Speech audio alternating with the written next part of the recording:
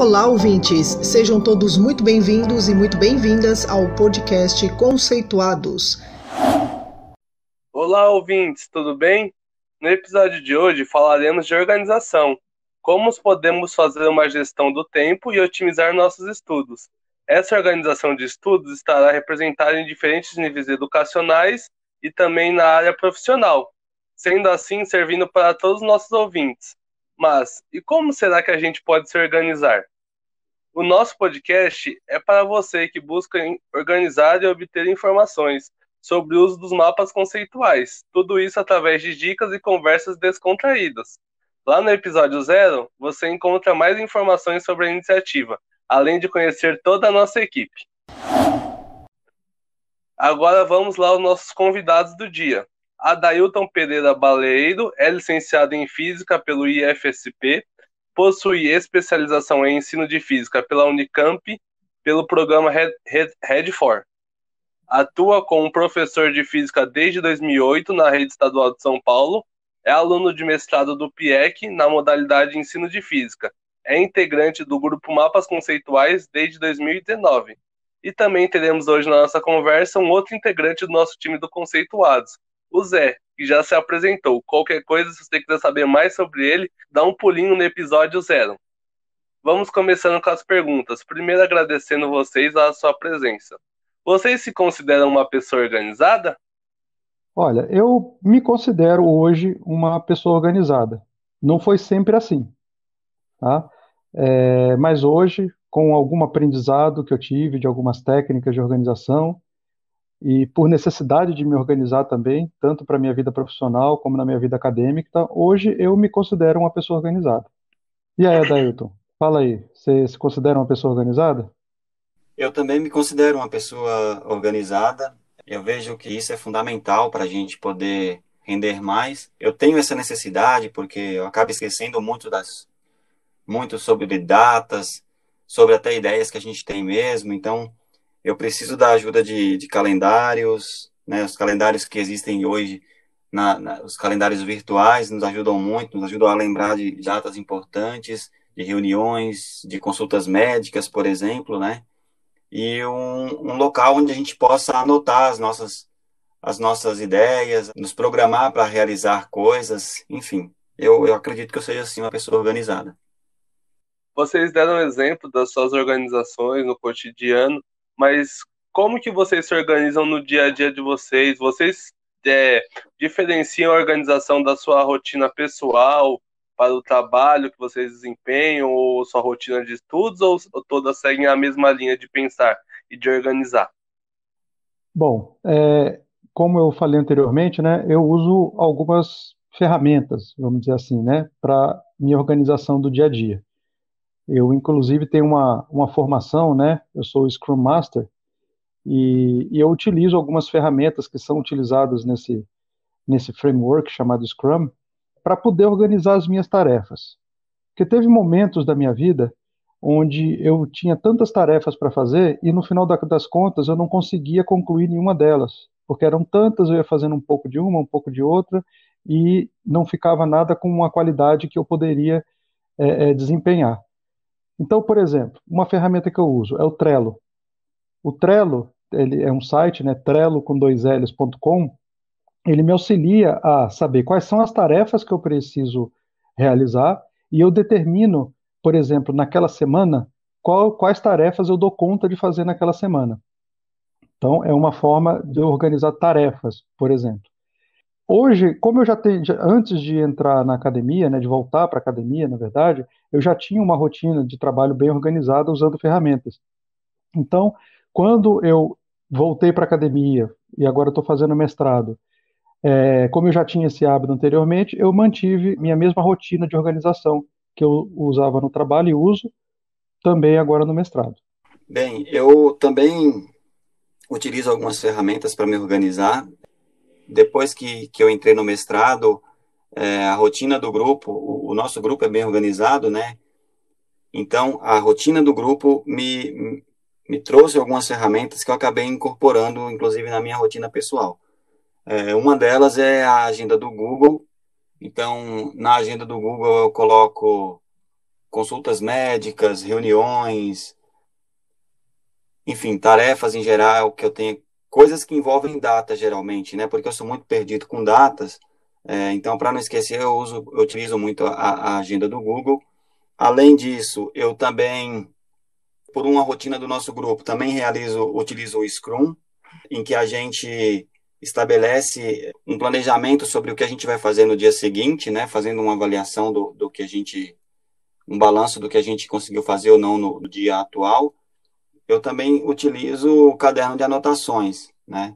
Quando eu tenho alguma ideia ou quando eu vou ver alguma coisa, assistir alguma coisa, rever um vídeo, né? A tecnologia também nos trouxe uma outra coisa que eu esqueci, que é que a gente pode hoje fazer reuniões online e gravá-las, né? Isso também ajuda muito depois para a gente poder não perder nenhuma ideia e refletir depois sobre elas, né? Então, eu utilizo essas ferramentas e eu vejo de maneira muito positiva o uso delas. O Zé, na sua resposta da pergunta anterior, ele mencionou o Trello, que é uma ferramenta, né, para organização digital. Ô Zé, agora eu te faço uma pergunta. Você enxerga a diferença na organização usando papéis ou ferramentas digitais, igual você mencionou? Ou o Adailton, se ele sentiu alguma diferença de quando ele se organizava num calendário impresso, tradicional, depois que ele começou a usar como ele mencionou, o Google Agenda, você sentiu alguma diferença nesse sentido? Olha, Bruno, as ferramentas elas auxiliam bastante, sabe? Mas eu ainda tenho papel no meu cotidiano. Eu tenho um papel e eu tenho uma lousazinha também, né? Uma lousa pequena, ela não está pendurada na parede, ela fica na minha mesa, eu coloco ela no meu colo. Então, muitas vezes eu rabisco alguma coisa no papel, porque parece que flui melhor do que usando ferramentas. As ferramentas elas aumentam a produtividade, mas elas, de certa forma, podem engessar um pouco a fluidez do planejamento, do raciocínio, pelo menos no meu caso, tá? Eu sei que tem gente que só trabalha com ferramenta digital e sei também que tem gente que só trabalha com papel. Eu equilibro as duas coisas. Eu uso um pouco mais de ferramentas do que do papel, mas eu ainda não consigo prescindir do papel para poder organizar as minhas ideias. E aí, Adailton, como é que você faz?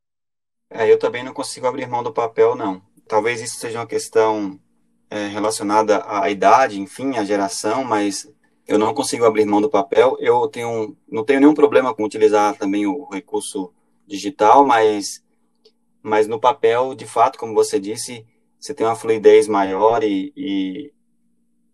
enfim, estudei a vida inteira utilizando o papel, né? Então, a gente acho que se acostumou e é difícil abrir mão dessa nossa origem, né? Talvez possamos definir assim.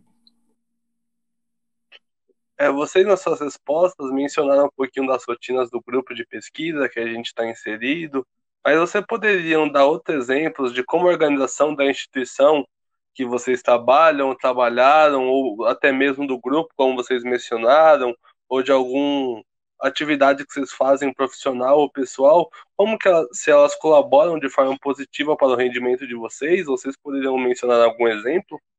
Olha, quando a gente está inserido numa instituição ou interagindo com uma instituição, quando essa instituição é organizada, facilita bastante, sabe? Eu já prestei serviço em alguns lugares e quando, por exemplo, né, a empresa tinha processos bem claros e definidos e as atribuições de cada ator dos processos também bem definida, ficava muito mais fácil a fluidez do trabalho, porque a gente sabia o que era a responsabilidade de cada um, a gente sabia que determinada tarefa ela estava num determinado momento que a responsabilidade era de um, aí depois já passava a responsabilidade para outro. Então, quando a instituição é organizada, com certeza facilita bastante.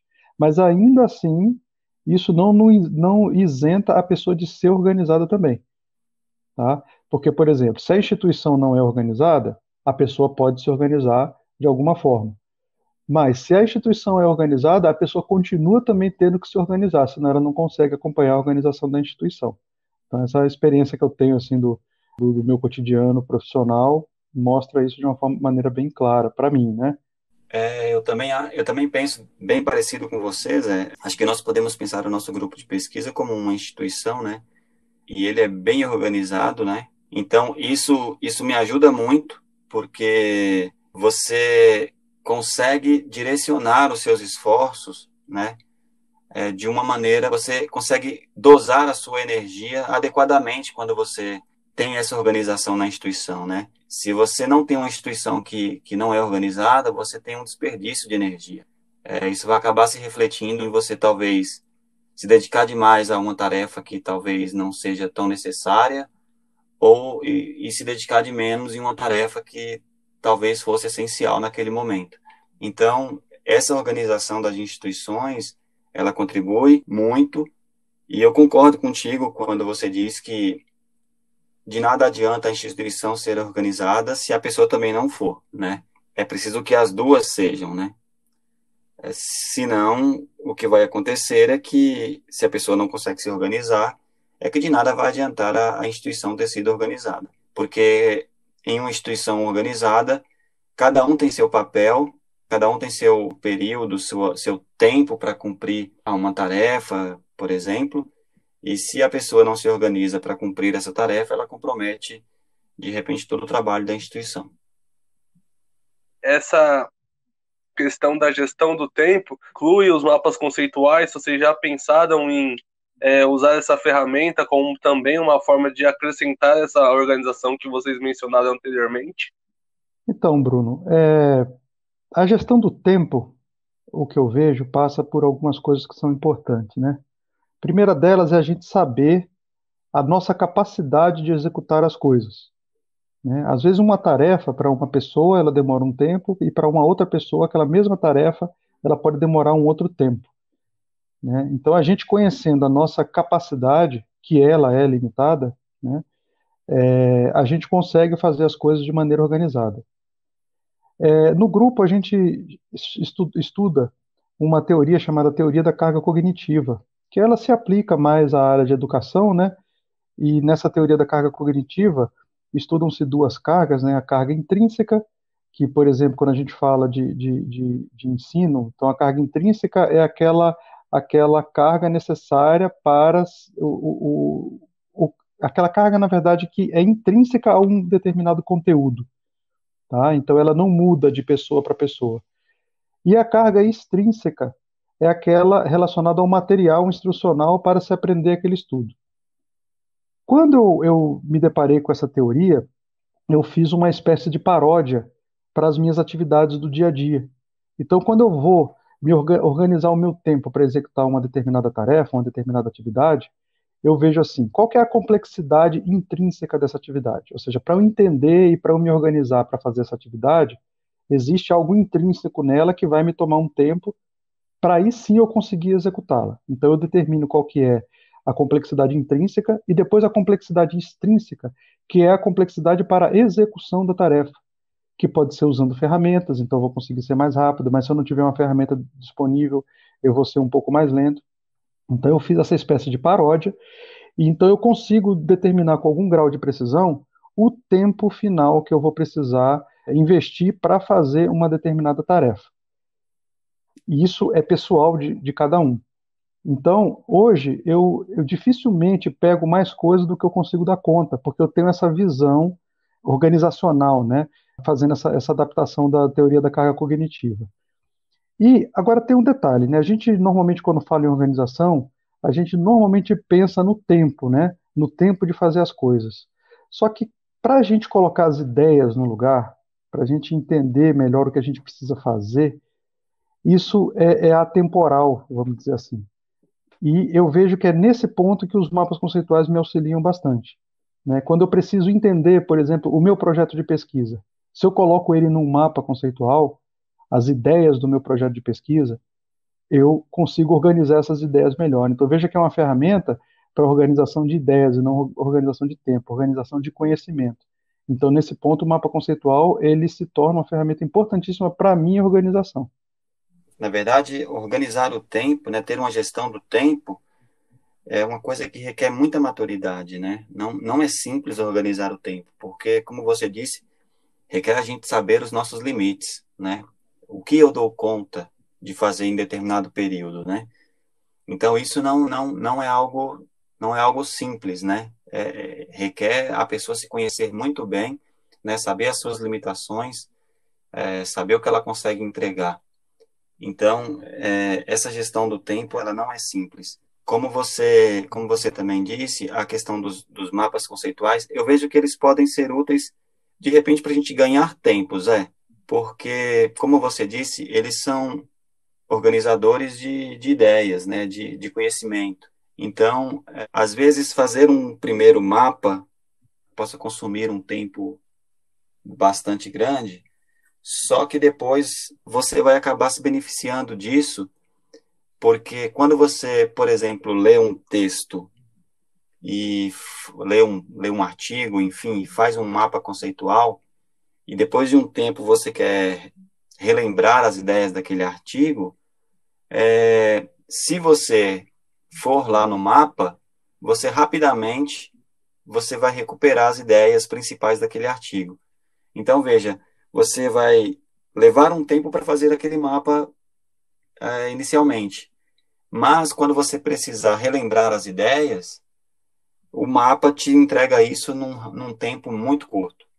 Então, eu vejo que, nesse caso, os mapas eles podem nos ajudar com o tempo.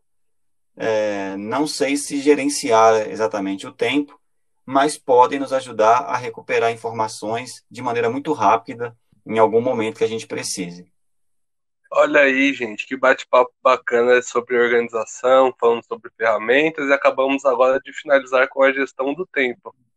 Gostaria de agradecer a presença e a participação dos nossos convidados. Eu que agradeço aí a oportunidade de estar falando um pouco mais do meu cotidiano e, eventualmente, auxiliando alguma pessoa que esteja aí ligado no nosso podcast a se organizar também.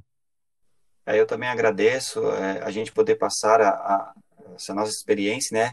Espero que possa ser útil para as pessoas, porque ter o conhecimento das nossas limitações e poder gerenciar o tempo, e, enfim, não é uma coisa simples, e eu espero que as nossas experiências relatadas aqui possam ajudar as outras pessoas nessa tarefa que não é fácil. Foi um prazer também participar junto com o Zé, então eu agradeço também. Por fim, agradecer aos nossos ouvintes por estar conosco em mais um podcast. Essa dica que os meninos trouxeram agora, que sejam importantes na vida de vocês e vocês possam utilizá-las. Muito obrigado. Além do podcast, você pode encontrar informações sobre o nosso grupo de pesquisa e o conhecimento produzido nas nossas outras redes sociais, como o nosso canal do YouTube, Mapas Conceituais, e o nosso perfil no Instagram, Conceituais Mapas. Esperamos vocês por lá!